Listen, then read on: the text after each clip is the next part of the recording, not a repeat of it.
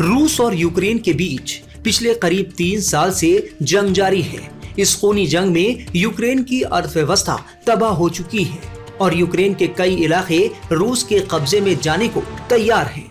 फरवरी 2022 से अब तक रूस से जारी जंग में यूक्रेन को बर्बादी के सिवा कुछ हाथ नहीं लगा। ट्रम्प यूक्रेन के लिए वक्त वक्त पर आवाज उठाते दिखे। यूक्रेन के खिलाफ जंग रोकने के लिए रूस पर दबाव बनाने की कोशिश की। भारत समेत उन देशों पर भी दबाव बना रहे हैं जिनका रूस से व्यापारिक रिश्ता है। लेकिन पुतिन के अलास्का दौरे के बाद ट्रम्प के तेवर बदले बदले दिखाई दे रहे हैं। जो ट्रम्प रूस के खिलाफ और यूक्रेन की हिमायत में खड़े दिखते थे, अब यूक्रेन को लेकर उनके इरादे बदले बदले मालूम हो रहे हैं।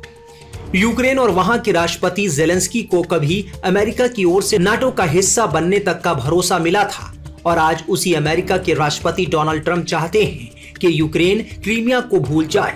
यही नहीं, डोनेट्स्क और लुहांस्क जैसे बड़े शहरों को भी डोनाल्ड ट्रम्प रूस को ही देने के पक्ष में हैं।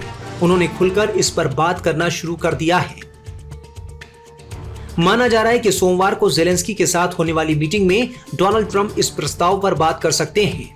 इस तरह यूक्रेन ही अब घाटे के सौदे की ओर बढ़ता दिख रहा है, जिसने अमेरिका और नाटो देशों की शह पर रूस से लंबी जंग ठान ली थी। अमेरिकी मीडिया का कहना है कि इस मीटिंग से व्लादिमीर पुतिन और उनके देश रूस को मुख्य धारा में आने का मौका मिला है। इसके अलावा डोनाल्ड ट्रम्प ने पुतिन की शर्तों पर ही मीटिंग की। यही नहीं, डोनाल्ड ट्रम्प चाहते हैं कि यूक्रेन उन्हीं शर्तों पर युद्ध विराम के लिए राजी हो जाए जो व्लादिमीर पुतिन ने रखी हैं। खुद जेलेंस्की ने माना है कि ट्रम्प के साथ पुतिन की मीटिंग तो रूस की ही जीत का संदेश है। फिलहाल जेलेंस्की ने ट्रम्प के साथ मीटिंग में यूरोपीय नेताओं को भी साथ लेने का फैसला लिया है। ट्रम्प जेलेंस्की की इस बैठक पर पूरी दुनिया की नजरें रहने वाली हैं। इससे पहले जेलेंस्की और ट्रम्प की एक मीटिंग हुई थी जिसका वीडियो खूब वायरल हुआ था। इसमें दोनों के बीच तीखी बहस हो गई थी। जेलेंस्की बिना डिनर किए ही व्हाइट हाउस से निकल गए थे। अब ट्रम्प और जेलेंस्की एक बार फिर मिलने जा रहे हैं।